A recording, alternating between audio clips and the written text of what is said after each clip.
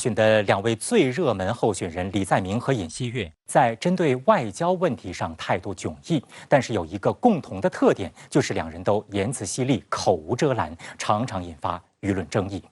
作为执政党的候选人，李在明多次表达对驻韩美军的不满，而作为在野党的候选人尹锡悦，则为了攻击执政党，不惜拿中国说事儿。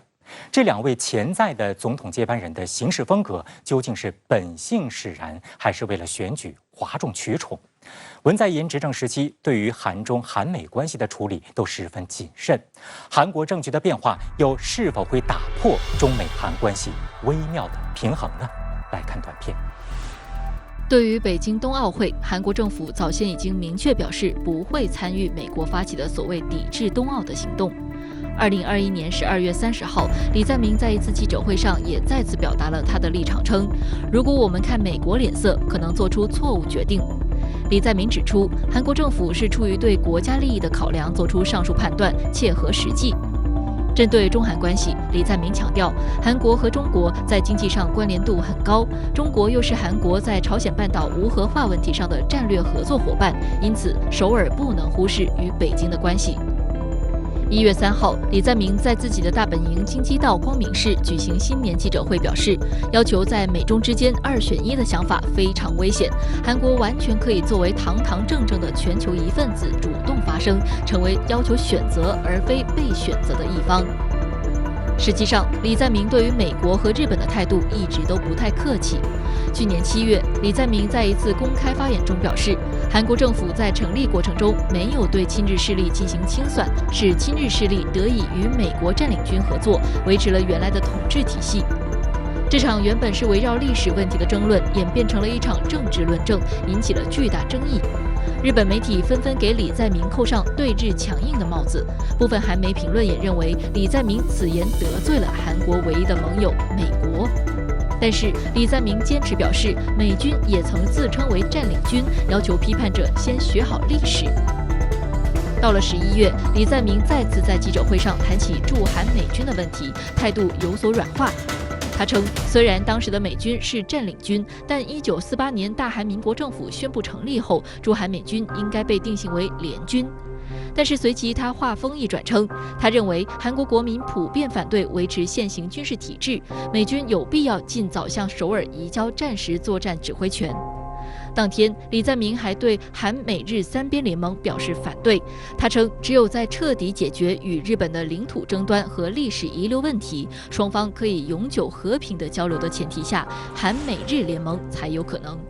李在明在2017年参加韩国总统竞选时，还曾旗帜鲜明地表示反对在韩国部署美国导弹防御系统萨德。他在2017年出版的自传性随笔中，将萨德入韩与日本侵略军相提并论。李在明所在的选举对策委员会表示，李在明将走向以国家利益为中心的实用外交，就是充分发挥灵活性来最大化地实现国家利益。作为在野党的候选人，尹锡悦在政治立场上处处与执政党唱反调。他认同日本向太平洋倾倒核废水，而且认为萨德系统是韩国的内政，不应受到干涉。尹锡悦看准了文在寅政府对韩中关系的重视，故意拿中国说事儿，望借此吸引对本届执政党好感低的群体。2021年7月15号，刚刚宣布参选2周多的尹锡悦接受韩媒采访时，发表只有韩美关系巩固了，中国等其他国家才会尊重韩国。拜登政府下定决心要用尖端技术打压中国，韩国如与美国背道而驰，就难以正常展开国际商贸活动等言论，引发巨大争议。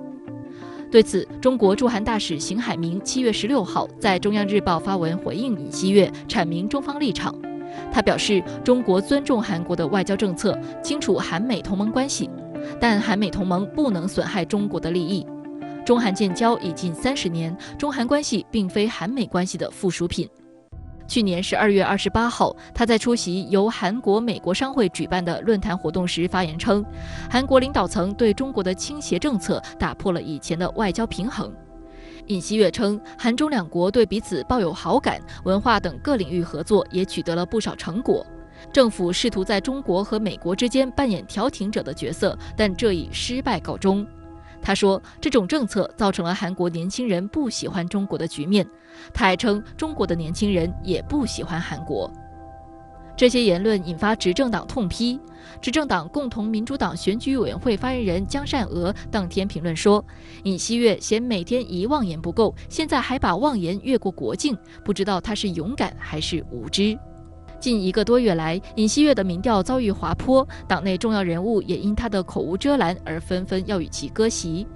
1月5号，他宣布解散党内竞选团队。随后，尹锡悦宣布了新竞选团队的人事安排。本党国会议员全宁市将出任尹锡悦选举对策本部长。全宁市与尹锡悦一样，同为检察官出身。值得注意的是，他曾于2013年至2015年期间担任韩国驻华大使，对华态度友好。2020年，全宁市当选新一任国会议员，并随之接受了中国媒体的采访。한 2년 동안 제가 대사 생활을 했는데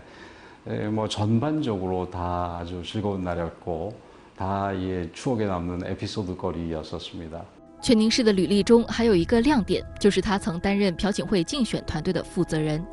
2012年，朴槿惠以执政党候选人的身份，率先抛出了经济民主化和福利等一系列往往由在野党提出的议题，在极为不利的条件下，在大选中获胜。这让朴槿惠被韩国媒体封为选举女王，而她背后的策划者全宁市则功不可没。有分析认为，尹锡悦选择有外交官经验的全宁市担任新竞选团队负责人，表明他已经意识到自己在外交政策方向上走偏了，想借助全宁市的丰富竞选经验来扳回一局。他试图通过任命全宁市来作为传以视线的策略。全宁市可以拉拢亲朴势力的保守层的选票。值得注意的是，韩国作为维护东北亚局势稳定的重要国家之一，长期以来的外交政策目标是与中美2个大国都保持较为良好的关系。然而，美国显然不希望也不尊重韩国保持中立。近期，美国国际政治学界学者米尔斯海默在接受亚洲媒体采访时妄称，中国越是强大，韩国的安全威胁就越大。美韩同盟越是亲密，中国越是施压，韩国不如彻底倒向美国。我们也需要加大关注，就是韩国处理同中美2国关系的根本出发点仍然是以韩国国家利益为主。问题在于外部环境总是要求韩国做出某种选择，这就给韩国外交造成困境。韩国已经进入了发达国家行列，而韩国有足够能力提出新的道路。鉴于此，对于未来谁将入主青瓦台，美国似乎格外关心。早在去年11月10号至12号，美国国务院负责东亚及太平洋事务的助理国务卿康达在访问韩国期间，就已经与2位韩国总统候选人分别进行了会面。分析人士表示，今年的选举结果将决定韩国如何在美中之间维持平衡，以及韩国如何在朝鲜问题上与美国协调。我们梳理2位热门总统候选人李在明和尹锡悦近期的言论呢，可以看出，李在明相对来说在对华和对美的态度上比较中立，他强调说韩国不应该在中美之间选边站队，而尹锡悦则是数度发表过对华不太友好的言论，也被认为是碰瓷中国。怎么来评价这2位总统候选人在外交上的思路差异？尹锡悦是保守政党的候选人。保守政党基本上对不同的政治体制有认知偏差，并对中国崛起存在恐惧，这些内外因素将对其对华政策起到作用。相反，像李在明等进步政党候选人对中国的政治体制的包容度较高，甚至会认为中国是比美国和日本更重要的邻居。目前，韩国外交最重要的议题是半岛无核化。保守政党传统上通过加强韩美同盟，遏制朝鲜的核武器和导弹能力，通过加强对朝经济制裁，试图将朝鲜拉到谈判桌上的倾向很强。相反，进步政党倾向于与中美保持紧密合作，通过对朝鲜的接触解决核问题，创造韩半岛和平。因此，除了政治体制和崛起的中国这一内外变量外，解决朝俄问题的路径上的差异决定了总统候选人最终会更倾向于中国还是美国。由于最近尹锡悦他的这个民调下滑，因此不得不解散了他的竞选团队。而新启用的这个选举对策本部长全宁世有2个履历，非常的值得关注。一个是他曾经担任过驻华大使，第二个呢就是曾经是当年朴槿惠竞选团队的一个负责人。李先生怎么来看他的这个安排？这个全宁世他在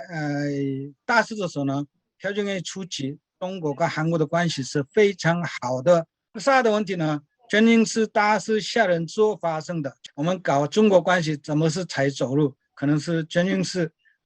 目前政治人物当中比较清楚的人。所以如果是尹锡悦当选的话呢，